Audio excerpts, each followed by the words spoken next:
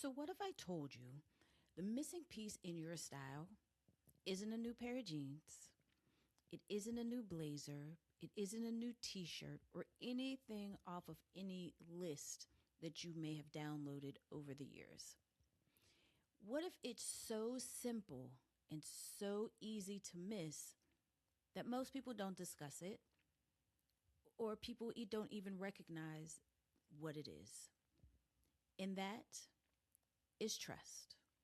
And in today's episode, I want to make the case that self trust isn't some soft secondary idea that you actually need. It's literally the entire foundation. And without it, no matter what list you use, no matter a personal stylist, style coach, or even myself can help you with, none of these tools will work. Everything will fall apart if you don't have trust. So why is it that style advice alone doesn't work? Now, most style advice assumes that you have an information problem, that you have a lack of information. So because of this, we get more rules, more formulas, more to wear for your body type, use this, or this color looks great on you, or my favorite, if I were to start my closet all over again, I would do X. But what they often use this information overload for is to actually create dependency rather than autonomy. I think I mentioned in a few episodes back that we all become the same. And when that happens, we begin to assimilate and everything and everybody starts to blend in. And this is also the reason why when it comes to different aesthetics, they're able to overtake personal style because they want to make it easy and they want all of us to pick a box that they've created for us that they want us to actually use. And what happens is the position, the style advice, it's also only temporary. And it's just a crutch that keeps you looking out there instead of looking in here. Because style is personal to each and every individual.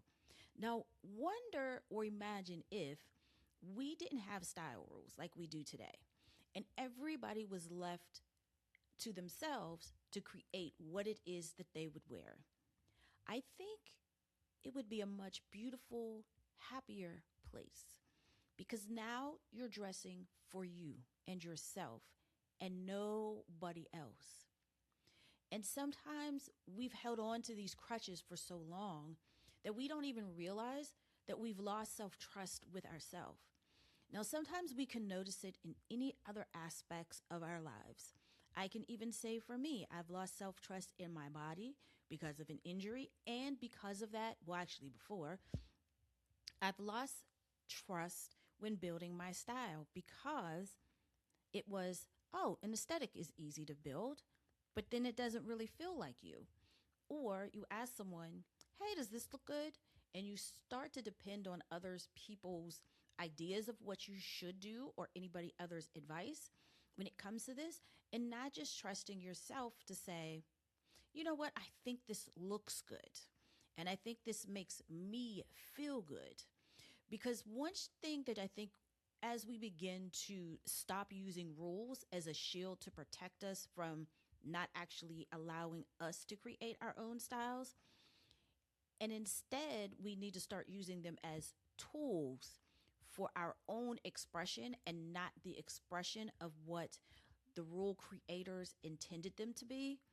And they're more supposed to help you guide you along the way and help you in small chunks of building your style, but not creating your whole entire style. And that's why the style advice alone will never work. So what does self-trust actually look like when you're getting dressed? Now, the difference between someone who trusts themselves and someone who doesn't is done in a psychological sort of way, and it's sort of a experience, if you will. And I'm pretty sure a lot of you have actually felt this, but didn't quite know what it was and just kept on about your day and dressing the same way. So what happens is with trusting yourself, you're no longer looking for outside validation. That's what style rules are. You're looking for validation from the outside and not for you. It's sort of like, I would say playing dress up or cosplay. You're in a, as some people like to say, sometimes a mask. So you're in an outfit that's not you. And how this shows up for you is, I hope everybody likes it. I hope I'm not overdressed. I hope I'm not underdressed. Am I going to get my message across when I'm having this conversation with people? Or you're tugging on it. You feel very self conscious. You might stand like this a little bit, trying to feel like trying to cover up something. You're not walking tall. You don't feel confident in the outfit that you have on because it's not you. But the difference of that is you can exhale a sigh of relief. Getting dressed isn't a chore. You actually go back to enjoying your style. When you walk into a room, you walk with confidence. You begin to talk with confidence. And you don't care what anybody else thinks or says in the room. And you've seen these women before that actually can walk into a room with whatever they have on and they feel good about it. Even though people might look at it strange, it might be a combination that people may not have ever considered before. But this woman who actually trusts herself with her style has fun, and you can tell it. And it actually goes with who she is. And sometimes that's the piece. It's like, oh, that's perfect for her because that's just who she is. I remember I saw a title of a video not too long ago called Stop Dressing to Be Chosen. And I kind of agree with that because want to feel as if we have to be chosen for something, chosen for a job, chosen for a relationship, chosen for friendship, and all the things in between.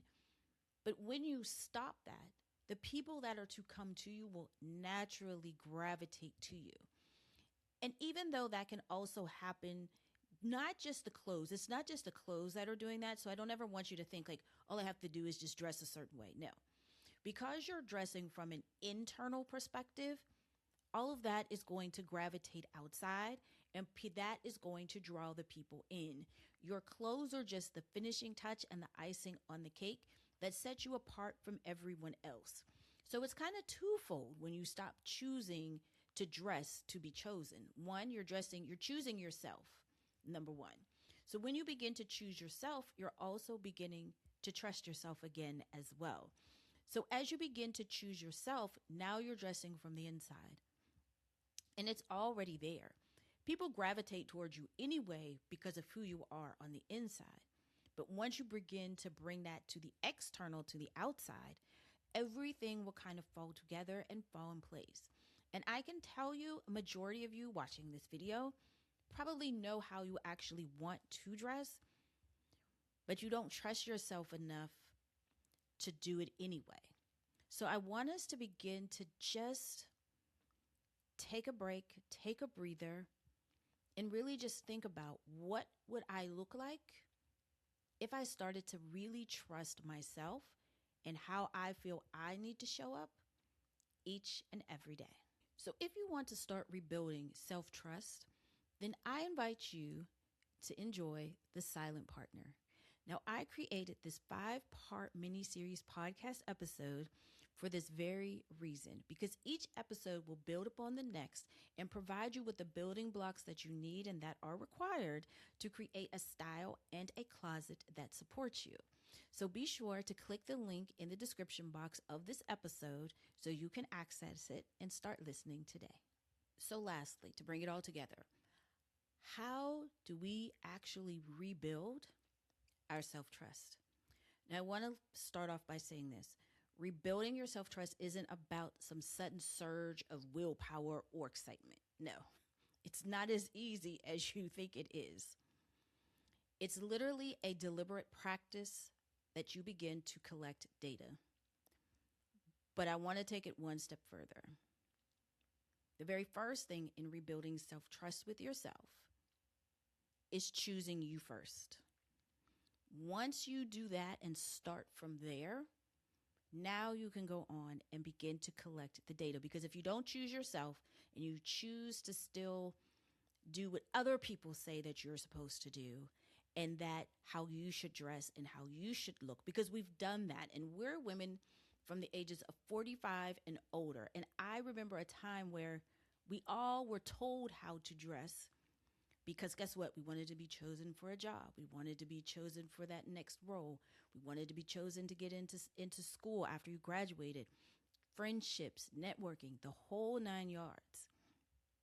And now we get to break free from that. But the first thing you have to do before you collect any data or anything or try any experiments that I'm about to talk about is that you have to choose yourself. And once you choose yourself, then we can move on to the actual test. And that is treat your closet like a laboratory for self knowledge. Because what's showing up right now in your closet is a reflection of how you feel and who you currently are right now. You have to get that under control first. And that is one of the first steps in the data of self acknowledgement that you have to do. So, anytime that you get dressed, it's sort of like a mini or a micro experiment where you test a choice against your intuition. So, you don't want to track just the wins. I want you to collect evidence of your own reliability. This is going to be your self trust. So, what this looks like is if you're looking into the closet and you say, I want to wear that top. That's your intuition. But you go against your intuition when you go over here to another outfit or another top and say, I'm going to play it safe and I'm just going to wear this white tee. But you really want to wear this graphic tee that you have. Go for the graphic tee. We always go for the white tee, and there's always a time and a place for that. But go with the one that you choose for yourself first. And then as you begin to wear it,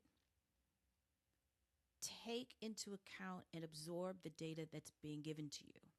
Because once you can do it with that, then you'll be able to do another and another. And before you know it, you'll have a whole complete outfit that is yours and not using and always doing the safe choice. And I think we always do the safe choice because it's easy. Building your own personal style, now that is actually hard. Even though it's inside of you already, you kind of have to break through all of the red tape that we've always had to deal with and actually begin to trust yourself. And I want you to also track not just your wins, but your losses and the mistakes and the not quite right, but almost right. I want you to collect all of that because all of that it's just data. And now all you're going to do is use that and just kind of rearrange it again. So instead of maybe wearing jeans with the graphic tee, you might wear a pencil skirt or you might wear a pair of dress slacks. That's the experimentation. And once you collect the data, now you know what works for you, what doesn't work for you. And actually, it'll even make you cleaning out your closet a little bit easier. And when we begin to do this, you begin to feel good about yourself and also with just your choices. And over time, you're not just picking outfits, you're compiling sort of like a massive internal database that proves you are a person who can be trusted with her own decisions and her own style. And most of the time, we don't trust our own decisions because it doesn't go against the grain of everybody else. I sometimes like to call this the hive mentality, and we're trying to break away from what everybody else is doing and what you should be doing. And it's not easy, it's definitely hard. But once you can get away from it and break free from a hive mind mentality, getting dressed and all of the data that you have collected will show you evidence that you can actually trust yourself. And it's not these huge strides or these big wins. Building your self-trust is a marathon. It's not a sprint. And it will kind of evolve over time. But when you have the evidence, you can look back over the evidence and say, well, damn, I did that. And this is where I'm at now here today. And once you get this down, then certain style rules will begin to help you and begin to build a bridge between everything that you've created. It'll be the foundation, as I like to call them. So you will have a foundation that you can build upon that always stays the same and will support your actual real personal style. Personal style was never about the clothes. It's about whether you trust yourself enough to choose them. So when you begin to build the trust, the styling becomes almost effortless. So I hope you enjoyed today's episode. And if you have any questions, be sure to DM me over on Instagram if you are listening on the audio version on the podcast. And if you're here on YouTube, be sure to leave a comment below and answer any questions, and let's start to have a conversation. So I hope you enjoy the rest of your day. And remember, trust yourself first, and the wardrobe will follow.